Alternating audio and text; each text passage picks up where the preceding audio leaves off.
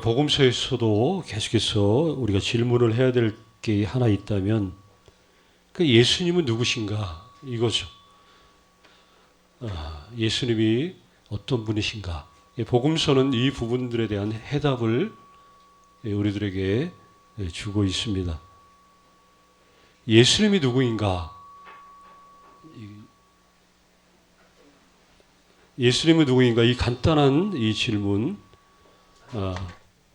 수많은 사람들에 의해서 지금까지 여러 가지로 대답이 되어졌죠. 역사상 그분이 이 땅에 오신 이후로 예수님에 대해서 여러 가지 대답들이 있어 왔지만, 정작 너희는 나를 누구라 하느냐? 이렇게 물어보셨던 예수님의 질문은 아마 모든 질문 중에서 가장 중요한 질문이 틀림없다는 것이죠. 그분이 직접 물어보셨던 너희는 나를 누구라 하느냐. 여기에 분명한 대답을 하지 않고는 그 누구도 신앙이 제대로 설 수 없기 때문에 그렇다는 거죠. 예수님이 누구인가? 우리에게 물어본다면 우리는 간단하게 두 가지로 말씀 고백할 수 있어요.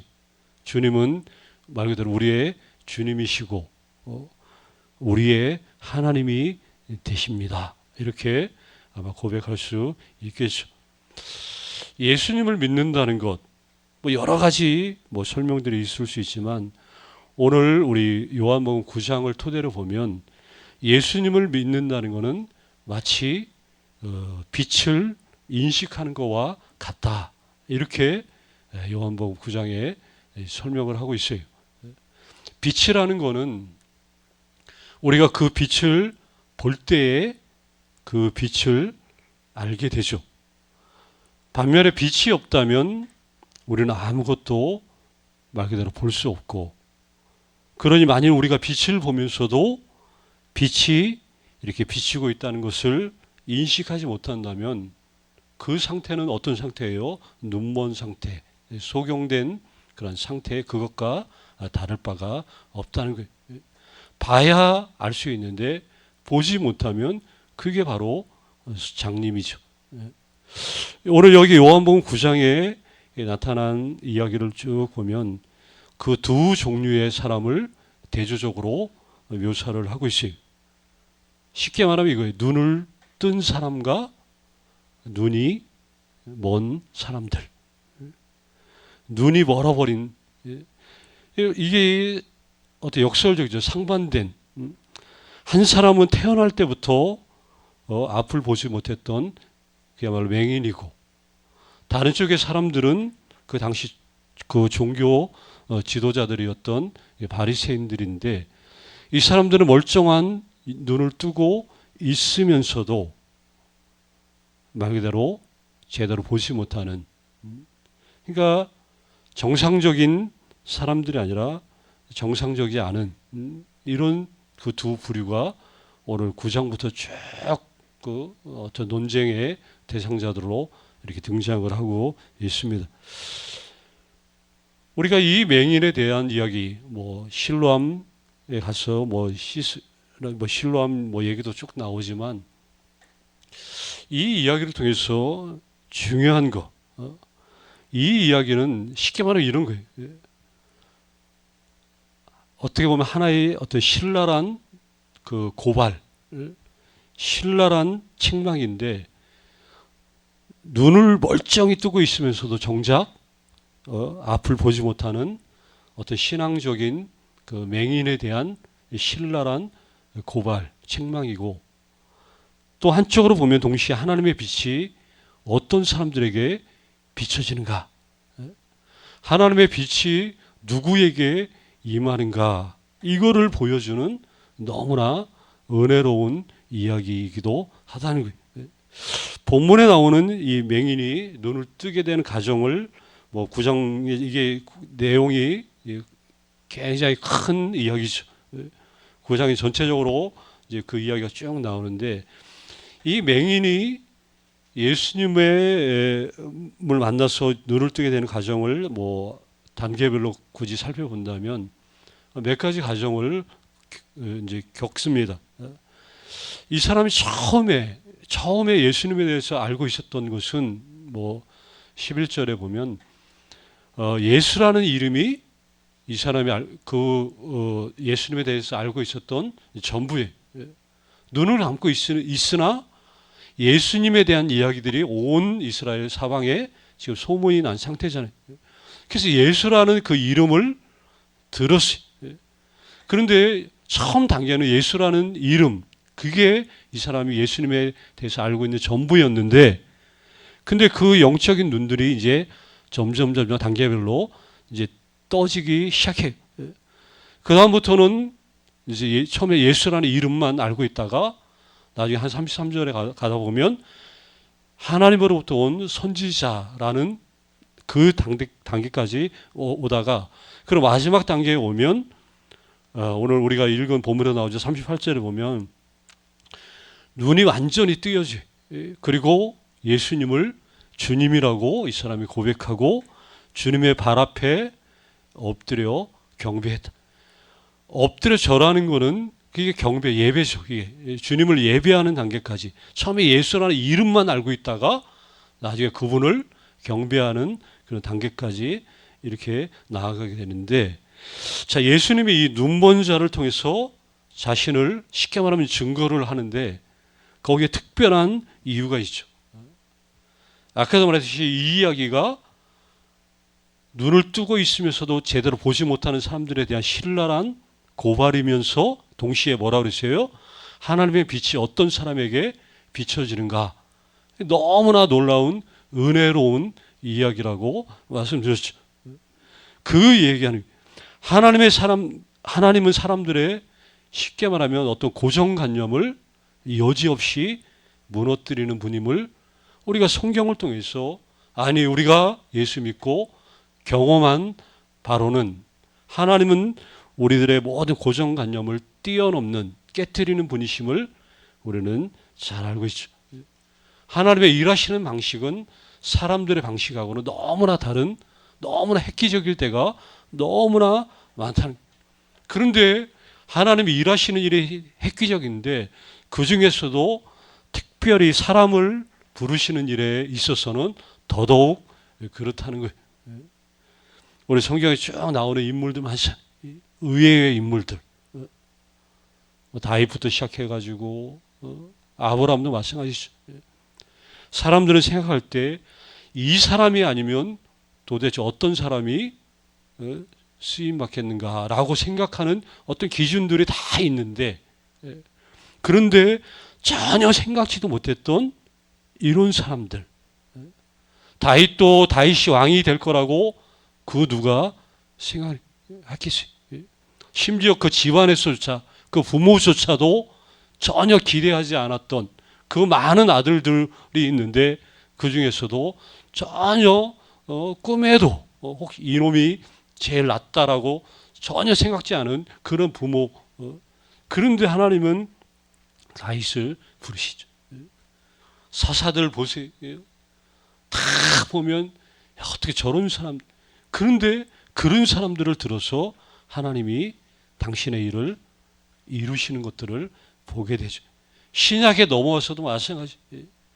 누가 저 세리, 저런 사람이 제자가 되고, 누가 저런 사람이 운동권에 있는 이런 사람이 누가 예수님의 이렇게 부르심을 받고, 이런 전혀 생각지 못했던 사도 바울이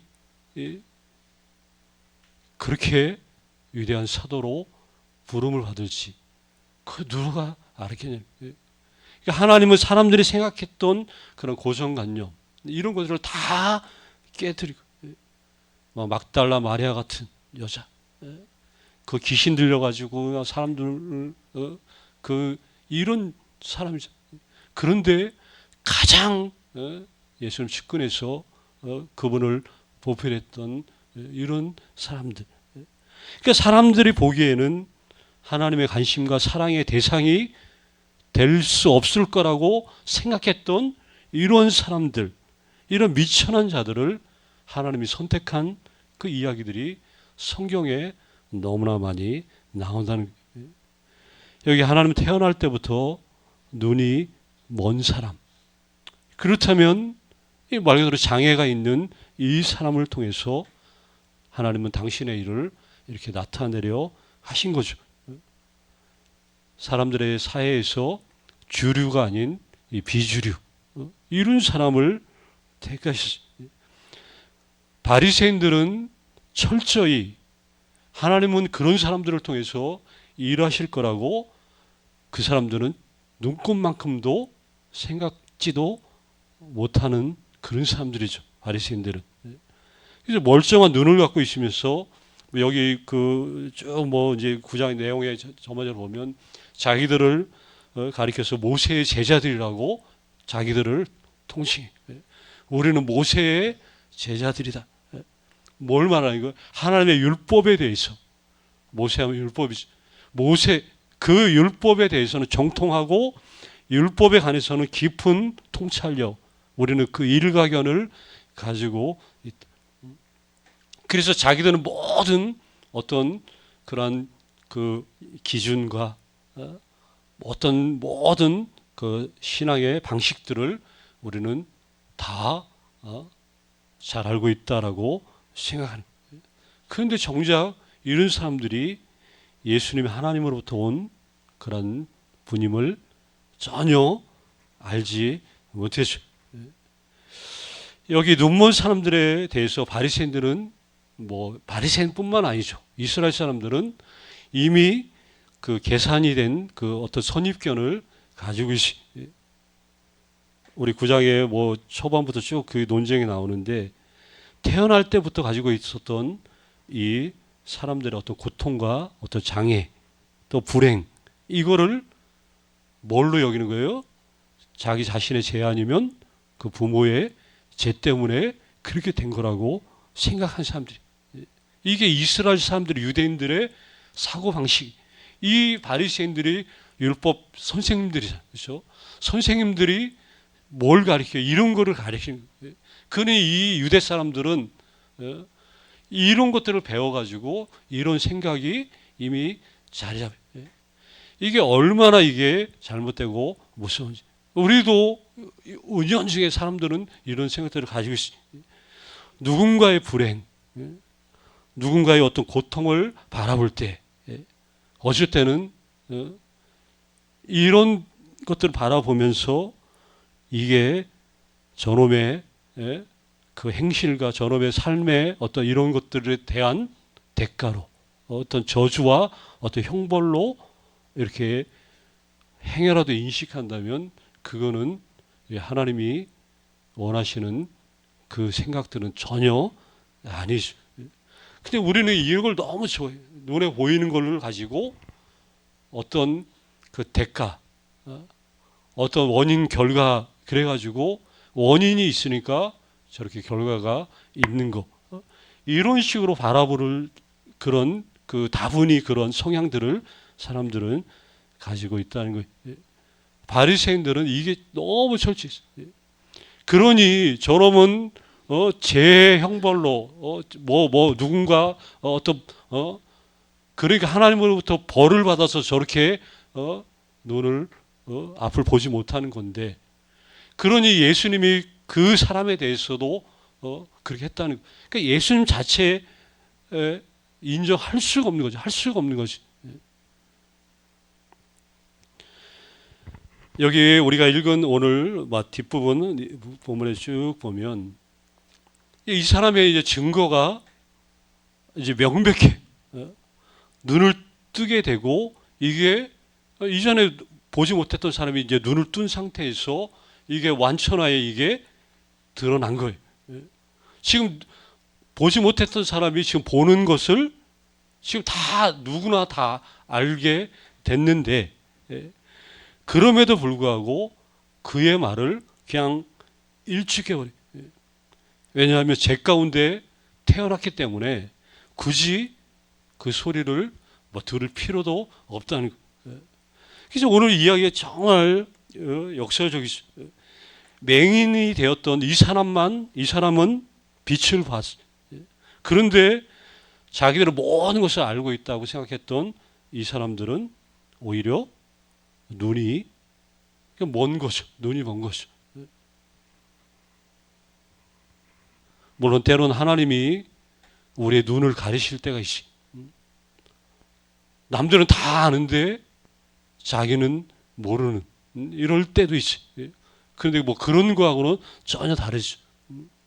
우리가 어떤 일을 하나님이 등용시키기 위해서 가가다 우리의 눈을 시야를 가려서 근데 지나고 나면 남들은 하지 못하는 일을 네가 하도록 뭐 눈을 가릴 때가 있죠.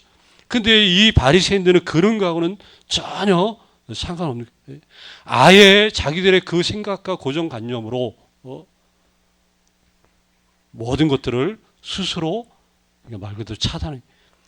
빛을 차단하고 하나님이 어떤 분이 예수님이 어떤 분이신지 이거를 스스로 딱 차단시켜서 그분 앞에 설 수 있는 그러한 조그만의 어떤 틈도 스스로 주지 않고 사는 이게 정말 안타깝고 어리석은 이런 사람들이죠. 현대의 뭐 바리새인들이 뭐 어떤 사람일까? 예수님에 대해서 그래서 이게 참 기적이죠, 기적.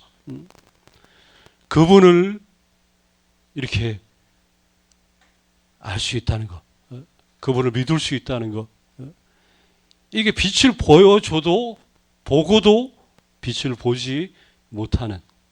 그럼 뭐 눈이 뭘 속여? 이게 바리새인이 바로 그 바리새인들, 현대인들. 그런에도 불구하고 예수님은 계속해서 어떻게 쓰든지 우리의 눈을 뜨게 하시려고 빛을 비춰주시는 분이 바로 우리 주님이라는. 우리가 예수님 탄생을 이제 얼마 앞두고 있는데 이 땅에 오신 주님은 다른 게 아니죠. 이 영적인 눈을 뜨게 해주시기 위해서. 그래서 하나님이 어떤 분이신지를 알게 하기 위해서 이 땅에 빛으로 오신 분이다. 예수는 왜 굳이 빛으로 오셨나? 빛으로 오신 곳은 뭐 그 답이 거기서 딱 나오죠. 빛하면 왜 빛으로 오셨나? 세상은 어둡기 때문에 빛으로 오셨다는 거예요. 어둡다는 말은 보이지 않기 때문에 길을 찾을 수 없다는 거예요. 길을 찾을 수 없는 거예요. 그래서 길을 찾거나 뭐 실체를 볼 수 없기 때문에 그래서 예수님이 빛이 되어 주지 않으면 우리는 방향 감각을 상실하죠.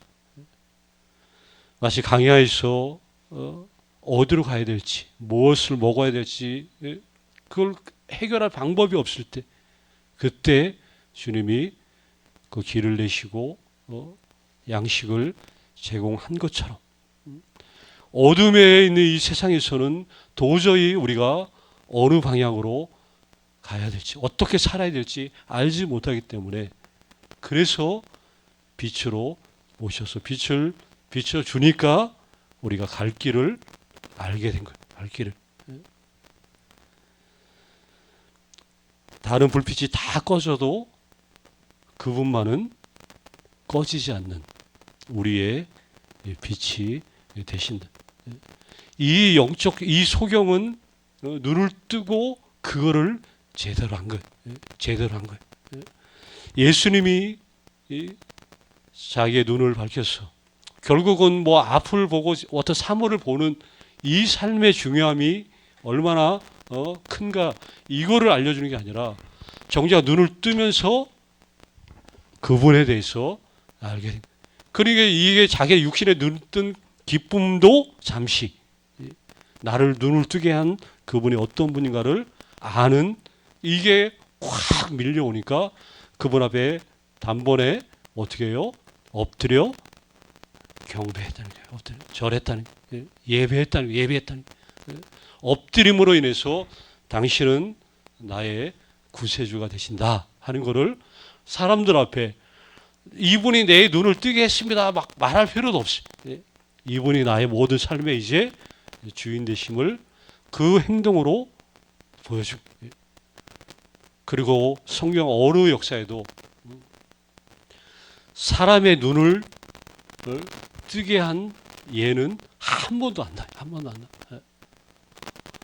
전부 다 사람의 눈이 이렇게 멀었던 눈을 뜨게 하는 이 일은 창세 이후로 한 번도 기록되지 않고 나타나지 않았는데, 그 일을 드디어 예수님이 이렇게 하심으로 인해서 그분이 어떤 분인가 이거를 스스로 이렇게 보여 주셨다 하는 것이, 빛을 비춰주시고 결국은 우리에게 길을 보여주신, 그래서 길을 밝혀주셨기 때문에 우리는 그분의 길로 계속해서 걸어가는 게 마땅한 신앙의 도리다 하는 것이. 오늘 맹인 보지 못했던 사람이 뭘 봤어요? 빛을 봤다는 거예요. 눈이 있어도 보지 못하는, 귀가 있어도 듣지 못하면 이게 우상이나 똑같죠. 멀쩡한 눈을 뜨고도 보지 못하는 그러한 시대에 우리로 하여금 그분을 볼 수 있고 그분을 경배할 수 있는 이런 은혜를 우리가 이 성탄의 계절에 주셨기 때문에 더 기뻐하고 더 감사하고 더 복되고 영광스러운 삶을 당연히 살아내야 되는 게 마땅하다 하는 것이. 우리는 여기서 두 종류의 사람이 있지만 어느 쪽의 사람입니까 할 때 우리는 여기 맹인되었던 그 우리의 눈을 뜨게 하신 그 분을 더 바라보며 더 믿음으로 우리의 신앙의 생활을 더 잘 아름답게 좀 감당할 수 있는, 그래서 올해보다는 또 내년이 더 새로워지고 좀 밝아지는, 더 잘 되는 그런 역사가 있었으면 좋겠어요. 이런 은혜들이 넘쳐나기를 간절히 주의 이름으로 축원합니다.